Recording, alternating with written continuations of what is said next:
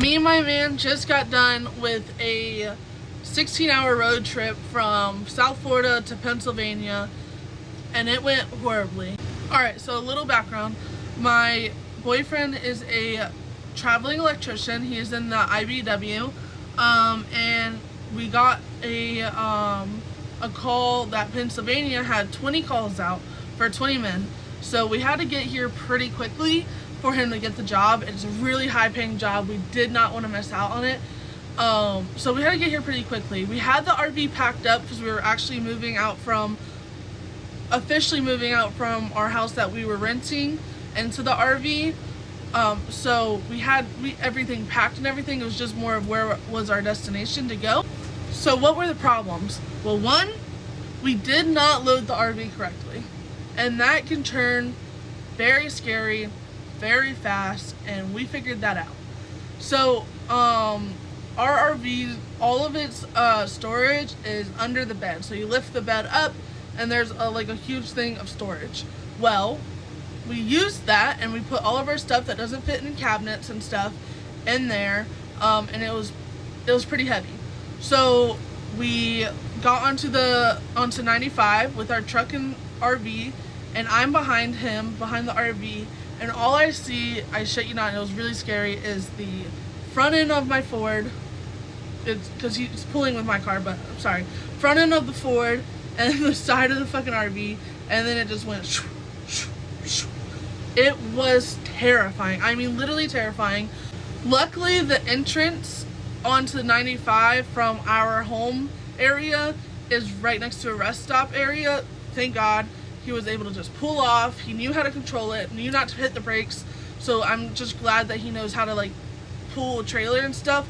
It was just more of the fact of how violent and how quickly it happened. Like, I mean, immediately. So we pulled off. We were able to find the problem, fix the problem. Took about 45 minutes. So I mean, that was a big problem, but I'm so glad that there was a solution, and it didn't hurt anybody, because I mean, the car and the RV passed into the other lanes multiple times, like while he was trying to get it to straighten out, while slowly slowing down without hitting the brakes. So if you hit the brakes, you could flip. It was a whole big thing. Trust me, I was behind him freaking the fuck out. Oh, because, you know, that's my boyfriend. He had my 2 dogs in the car. It was terrifying, let's just say that.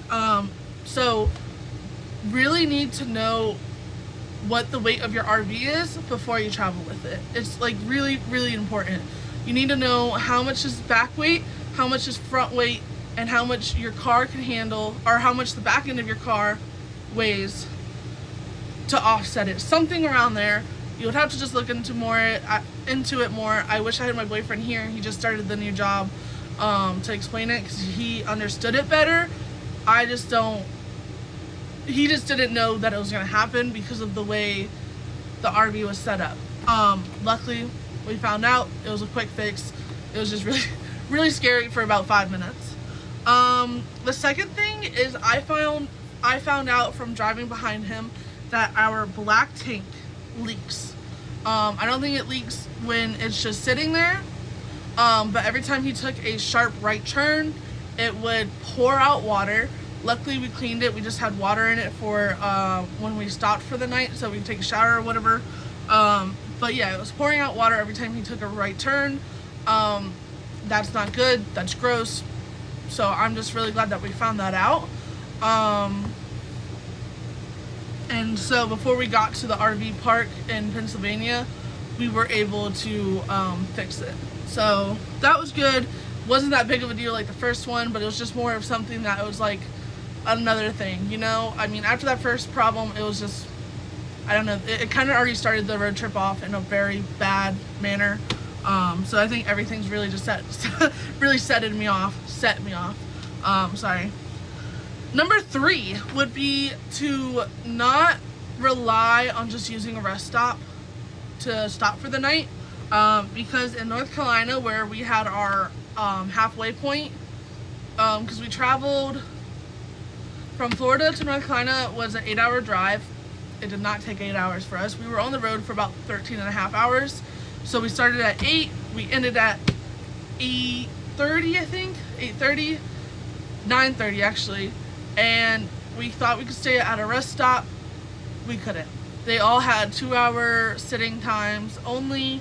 I'm sure we could have did it anyways, but I didn't want to take that risk. My man didn't want to take the risk.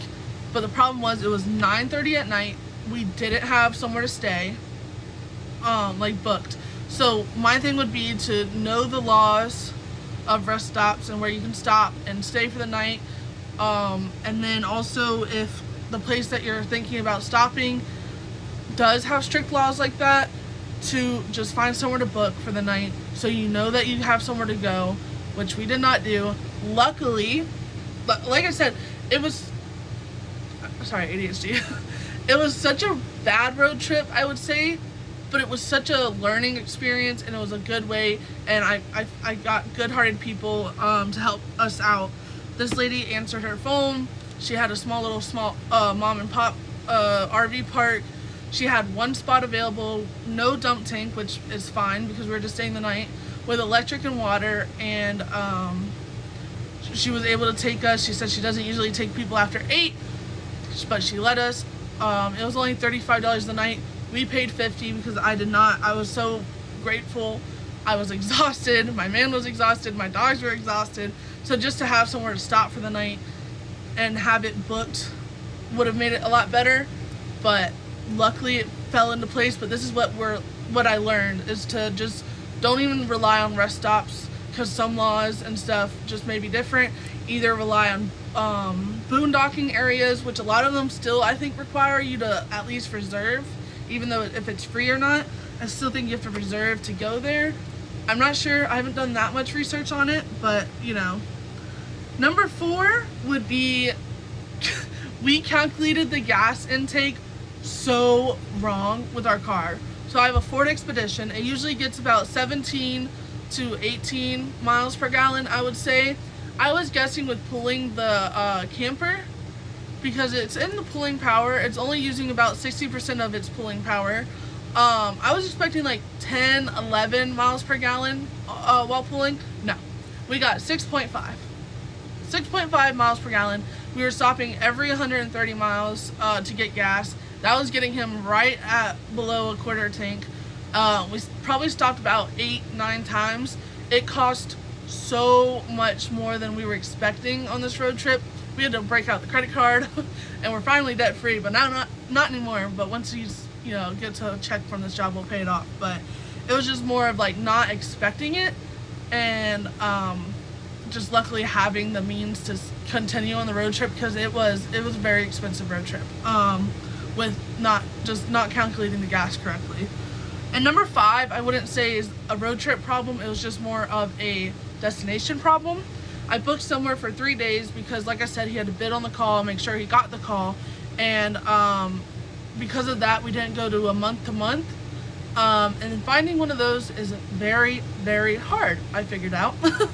I didn't want to pack up and move every week. My dogs get nervous every time they move places, so I just really did not want to do that. I really wanted to be able to stay somewhere month-to-month. Luckily, we're going to be here for 2 weeks while having to move, and then I did find somewhere for month-to-month. Just was a lot harder than I thought. It's good price, but it is farther away from his job.